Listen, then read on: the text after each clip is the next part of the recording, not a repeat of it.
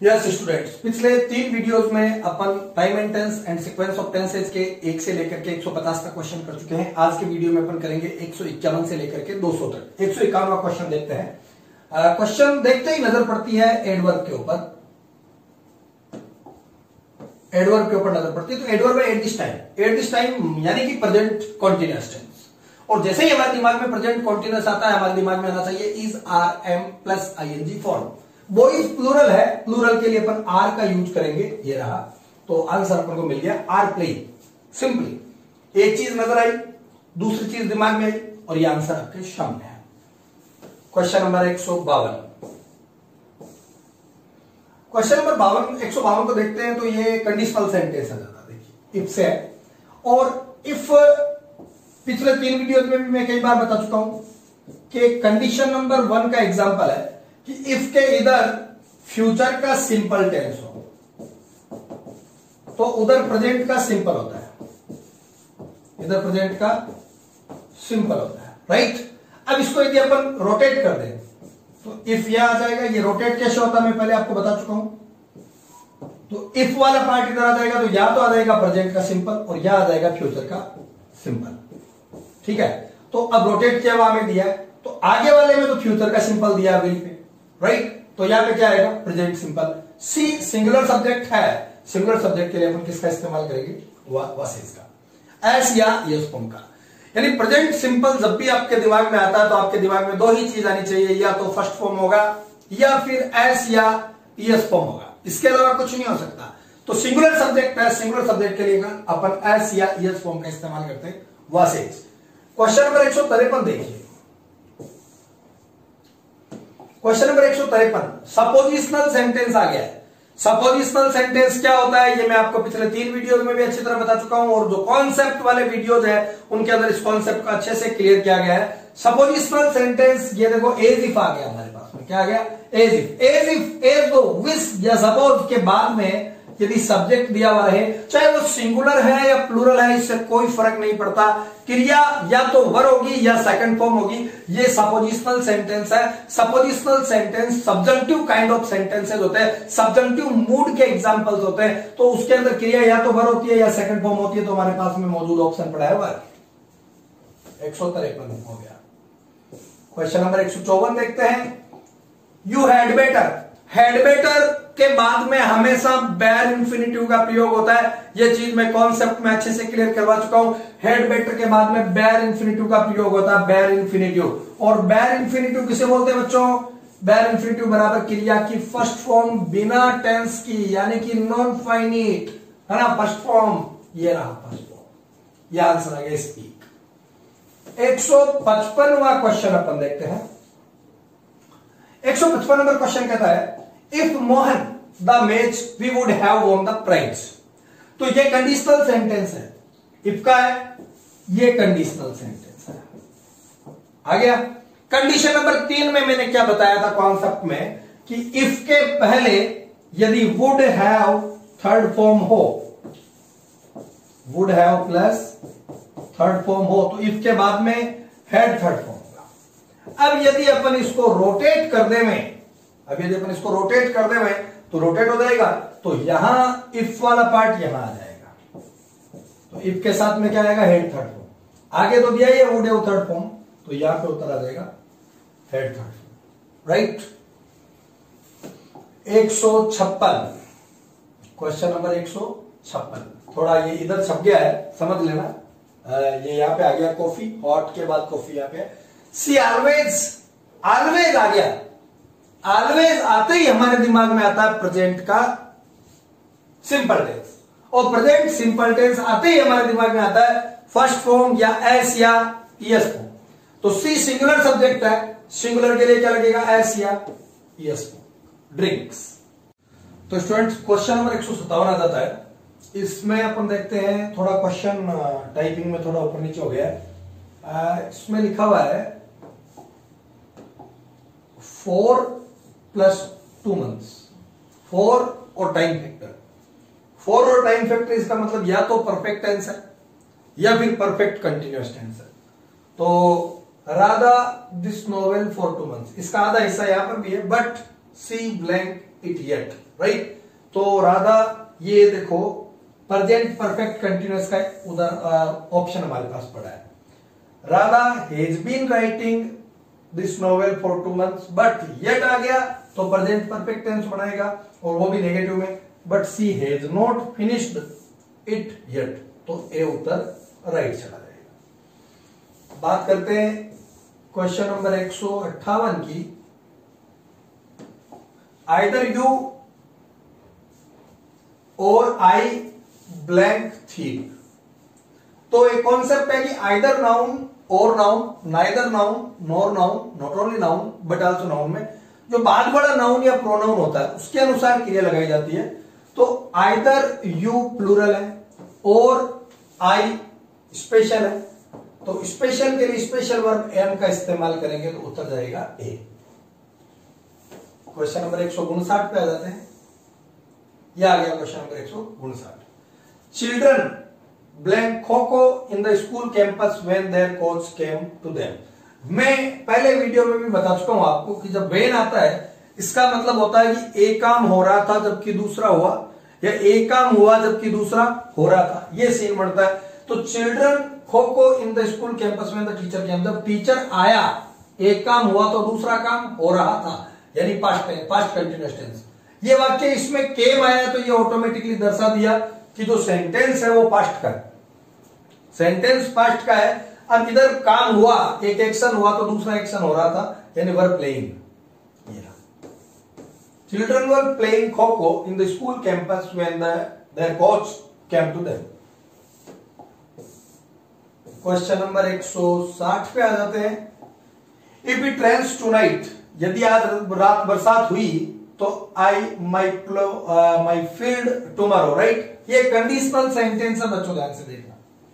पहले भी कई बार आ चुके हैं, पिछले 3 वीडियोस में भी कई बार आ गए हैं कंडीशनल, आज के वीडियो में भी शायद एक बार आ गया है पहले।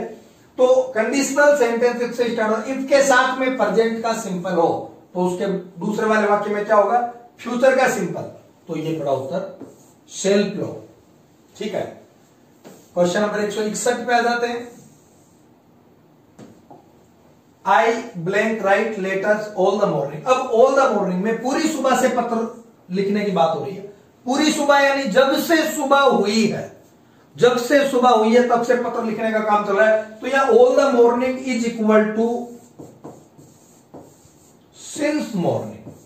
All the morning is equal to since morning है, सिंस प्लस टाइम फैक्टर है, ये मान लीजिए आप। तो present perfect continuous, past perfect continuous, कुछ भी हो सकता है। फिलहाल हमारे पास में आई के साथ हैव बीन जो राइटिंग है वो ऑप्शन पड़ा है। I have been writing letters all the morning, यानी मैं सुबह से, जब से सुबह हुई है तब से पत्र लिख रहा हूं। इसके बाद ये थोड़ा ऑप्शन टाइपिंग में थोड़ा मिस्टेक में आ गए। ए है, बी है, सी ऑप्शन ये है, डी है और आंसर ये रहा आपका बी। 162 नंबर। He blank there for 3 hours, 4 plus time factor है। सवाल बड़े सरल होते हैं, जब कॉन्सेप्ट हमारे क्लियर होते हैं तो सवाल देखते ही उत्तर हमारे सामने आ जाता है कि 4 + 3 hours का टाइम फैक्टर दिया हुआ है। तो या तो प्रेजेंट परफेक्ट कंटिन्यूअस है, या पास्ट परफेक्ट कंटिन्यूअस है, या प्रेजेंट परफेक्ट है। तो ऑप्शन हमारे पास पड़ा है ही के साथ हैव तो लगेगा नहीं, हैज लगेगा। He has been lying there for 3 hours। आ जाता है क्वेश्चन नंबर 163। इट नेवर, अब नेवर वर्ड का इस्तेमाल हुआ है तो नेवर एडवर्ब जो है उसका इस्तेमाल जनरली प्रेजेंट सिंपल टेंस में किया जाता है। तो नेवर है यानी प्रेजेंट सिंपल है, प्रेजेंट सिंपल है। तो प्रेजेंट सिंपल हमारे दिमाग में आते ही हमारे दिमाग में 2 चीज आनी चाहिए, फर्स्ट फॉर्म या एस या ईएस फॉर्म। तो इट एक सिंगुलर करता है, सिंगुलर के लिए किसका इस्तेमाल कर देंगे, और रेंस। ये आ गया 164 नंबर क्वेश्चन। ही समटाइम्स, अब समटाइम्स एडवर्ब है, वो आमतौर पर प्रेजेंट सिंपल में यूज किया जाता है। तो समटाइम्स एडवर्ब आ गया यानी प्रेजेंट सिंपल टेंस है, प्रेजेंट सिंपल है तो या तो क्रिया की फर्स्ट फॉर्म होगी या यस फॉर्म होगी। तो सब्जेक्ट का नंबर देखो आप, सब्जेक्ट एक वचन है ना, तो अपन कौन सी का यूज करेंगे, क्रिया की एस या यस फॉर्म का यूज करेंगे। 165 number. Anushka blank her project work before you leave. अब एक कॉन्सेप्ट मैंने आपको पढ़ाया कॉन्सेप्ट वाले वीडियो में कि बिफोर के बाद में यदि प्रेजेंट सिंपल टेंस आता है तो पहले फ्यूचर परफेक्ट होता है, और पहले फ्यूचर परफेक्ट होता है तो बाद में प्रेजेंट सिंपल होता है। तो Anushka blank her project work before you leave, उधर प्रेजेंट सिंपल है। कैसे पता चला? क्रिया की फर्स्ट फॉर्म है। क्रिया की फर्स्ट फॉर्म कौन से टेंस में यूज की जाती है? प्रेजेंट सिंपल में। तो वो प्रेजेंट सिंपल है तो ये फ्यूचर परफेक्ट है, तो फ्यूचर परफेक्ट आ गया, विल हैव कंप्लीटेड। ये A answer. 166 number, that fool always, always आ गया। ऑलवेज एडवर्ब हमेशा प्रेजेंट सिंपल को इंडिकेट करता है, तो फूल एक वचन है, एक वचन के लिए क्रिया क्या है? यस फॉर्म, यानी डज फॉर्म, मैक्स का इस्तेमाल करेंगे। 167 number, it blank now rain now. तो नाउ जो एडवर्ब है, नाउ एडवर्ब प्रेजेंट कॉन्टिन्यूअस को इंडिकेट करता है। प्रेजेंट कॉन्टिन्यूअस दिमाग में आते ही हमारे दिमाग में दो चीज आनी चाहिए, इज आईएनजी, आर आईएनजी या एम आईएनजी, तीन चीज आनी चाहिए। तो नाउ आ गया तो it is raining now. 168 number question, ice eight 0 degree centigrade. तो ये तो एक साइंटिफिक फैक्ट है, साइंटिफिक ट्रुथ है कि जो बर्फ है वो 0 डिग्री सेंटीग्रेड पर जमता है या बनता है। पानी जो है वो बर्फ में कब बदल जाता है? जब 0 डिग्री सेंटीग्रेड तापमान होता है। तो साइंटिफिक फैक्ट है, यानी अपने आप ही प्रेजेंट सिंपल टेंस हो गया। और प्रेजेंट सिंपल है तो प्रेजेंट सिंपल आते ही दिमाग में या तो फर्स्ट फॉर्म आनी चाहिए या शेष फॉर्म आनी चाहिए। तो आई सिंगुलर तो किसका इस्तेमाल कर देंगे? फॉर्म्स का। बात करते हैं 169 नंबर क्वेश्चन की, I blank an email from my pen friend yesterday. Yesterday आ गया, यस्टरडे आते ही आपके दिमाग में क्या आता है? Past simple tense. और नहीं आता तो आना चाहिए। एडवर्ब दिखते ही हमारे पास में कुछ ऐसी टेक्निक्स डेवलप हो जानी चाहिए कि हम सेंटेंस को जैसे ही देखते ही हमें टेंस क्लियर हो जाए किसका टेंस ये है। यस्टरडे देखते ही पास्ट सिंपल है, पास्ट सिंपल में क्रिया की कौन सी फॉर्म का इस्तेमाल करेंगे? Second form, received.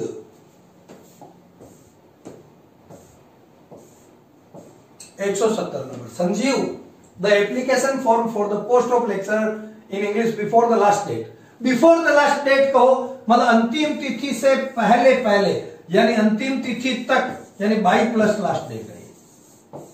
By plus last date, एक ही चीज अंतिम तिथि से पहले पहले वो डॉक्यूमेंट जमा, एप्लीकेशन फॉर्म जमा करवा देगा या फिर क्या नाम है अंतिम तिथि तक करवा देगा, एक ही बात है। तो फ्यूचर परफेक्ट है, बाई प्लस टाइम फैक्टर आ गया तो future perfect. will have posted। 171 number, my friend school last year. Last year दिमाग में आता है, हमारे दिमाग में क्या आता है? Past simple tense. Past simple tense है तो क्रिया की सेकंड फॉर्म, लेफ्ट। 172 नंबर, the water in the pond last night. फिर लास्ट नाइट आ गया, लास्ट नाइट यानी पास्ट टेंस, पास्ट टेंस यानी क्रिया की सेकंड फॉर्म, फ्रोज। 173 नंबर, वास्को डी गामा। अब जे एगो आ गया और भूतकाल की बात ऑटोमेटिकली एगो आ गया, एगो आते ही पास्ट सिंपल टेंस। भाई एगो जो मैंने कॉन्सेप्ट वाले वीडियो को आप देखोगे तो आप पाओगे कि मैंने उनमें एडवर्ब के जरिए टेंस को पहचानना बताया। टेंस को तीन तरीके से पहचाना जा सकता है, एडवर्ब के जरिए, सीक्वेंस के जरिए और कुछ पर्टिकुलर कॉम्बिनेशन होते हैं उनके जरिए, राइट। तो ये एगो आ गया, एगो के साथ में हमेशा पास्ट सिंपल टेंस यानी क्या। 174वां क्वेश्चन अपन ले लेते हैं, माई सर्वेंट मी 2 वीक्स एगो। फिर एगो आ गया, पास्ट सिंपल टेंस, मेट। 175वां question, when the thief police he ran away. अब देखो इसमें क्या है? Ran, ran away. अब अपन को पता चल गया वर्ब देखते हैं कि ये सेंटेंस पास्ट का है। पास्ट सेंटेंस, पास्ट का सेंटेंस है तो सबसे पहले प्रेजेंट की वर्ब को काट दो, अकेली थर्ड फॉर्म कभी आ नहीं सकती। और वाद सीन आता नहीं है क्योंकि एक्टिव वाक्य है। रिपेसिव होता तो वाद वर्ड सीन हो सकता था, लेकिन एक्टिव वाक्य है। एक्टिव या पैसिव क्या होता है ये जानने के लिए आप कॉन्सेप्ट वाले वीडियो देखिए, ठीक है। तो ये एक्टिव मोड का वाक्य है तो क्रिया की सेकंड फॉर्म सा, यही पास्ट टेंस का ऑप्शन बचता है। 176 number question, the cat in the front of kitchen since tea time. अब आप खुद ही देख लीजिए क्या है, since plus time factor. Since या फॉर प्लस टाइम फैक्टर आता है तो कौन सा टेंस होता है? कोई भी परफेक्ट कंटिन्यूअस या परफेक्ट टेंस होता है। तो प्रेजेंट परफेक्ट कंटिन्यूअस का ऑप्शन हमारे पास पड़ा है हैज बीन सिटी। 177 नंबर, सी सैड, उसने कहा दैट हेमंत। अब सेड आते ही पता चल गया वाक्य पास्ट का है। पास्ट का है तो सबसे पहले केम को काट दो, उसके बाद वाच कम हो नहीं सकता, एक्टिव का वाक्य है। हेड कम और केम दोनों ऑप्शन हमारे पास पड़े।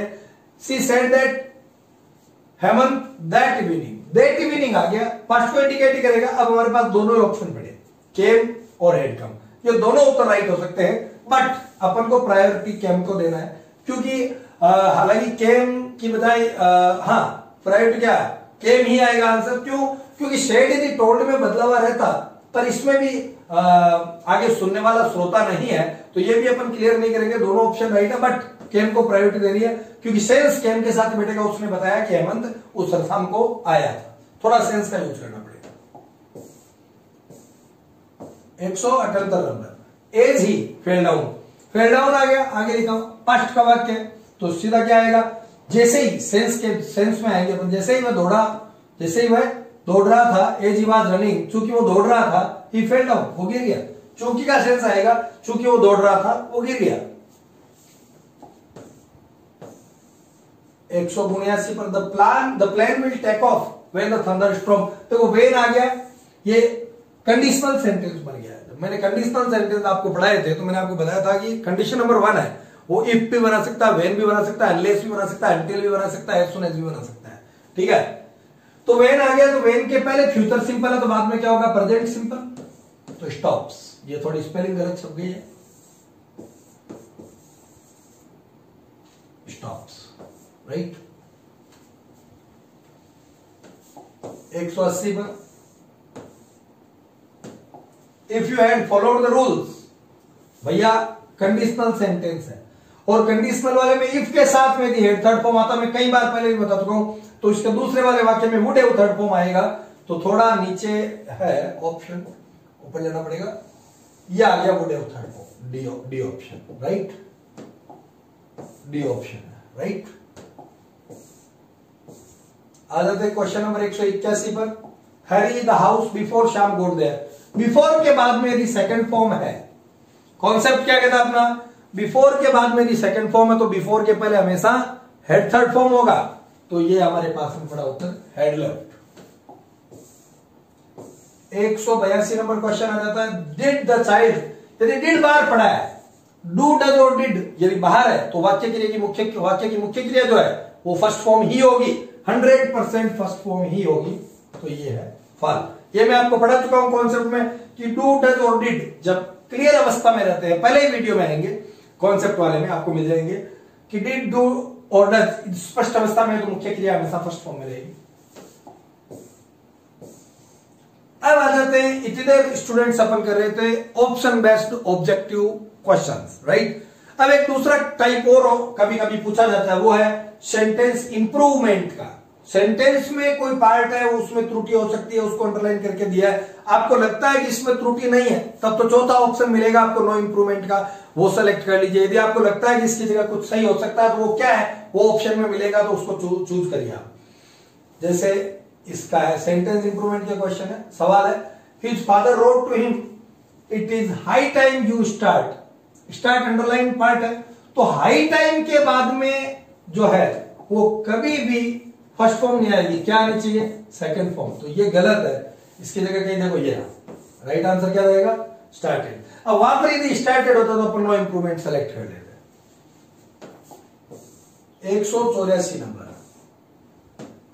I wish I was with him, अब विश सपोजिशनल वाक्य आ गया, I wish I was with him, तो विश सपोजिशनल वाक्य, सपोजिशनल वाक्य की क्रिया है, या तो सेकंड फॉर्म होगी या वर होगी, तो ये तो आज तो गलत है, बी उत्तर करो वर। 185 नंबर, वाई डिड, ये थोड़ा वाई की स्पेलिंग गलत छप गई है, why did you not spoken, नहीं, मैंने अभी अभी क्या बताया था, डिड के साथ हमेशा क्रिया की फर्स्ट फॉर्म आती है, why did you not speak, why did you not speak, ये गलत है, सॉरी, ये right, why did you not speak, C answer right.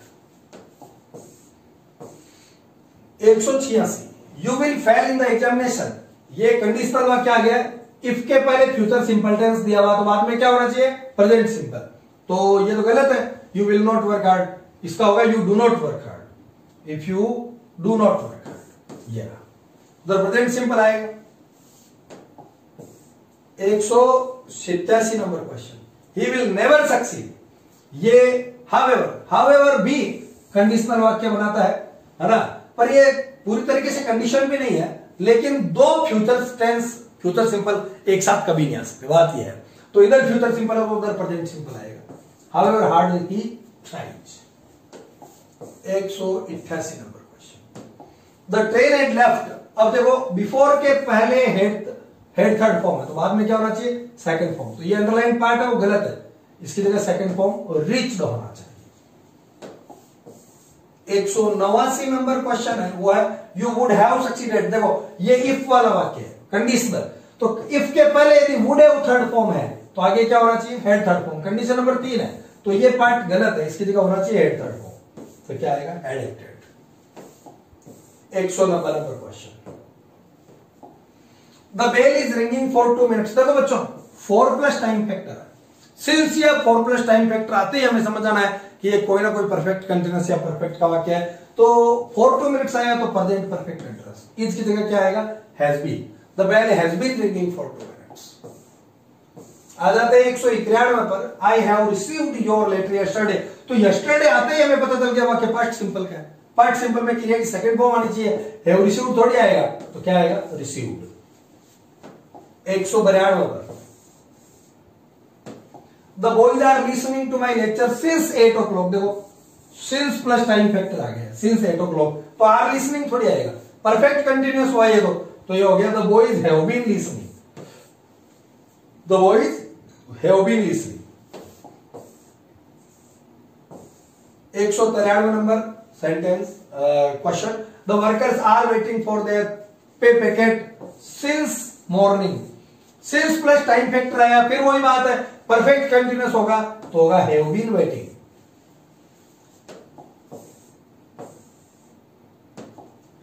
If you wrote to me earlier I would have easily solved your problem. तो ये conditional वाक्य आ गया, देखिए इफ आ गया, तो इफ के पहले वाले वाक्य, देखो जो पहले वाला वाक्य उसको यहां रख दिया गया कोमा लगा करके, तो इस वाक्य में वुड हैव थर्ड फॉर्म है, तो इसमें उसके बाद वाले में क्या होगा, हेड थर्ड फॉर्म।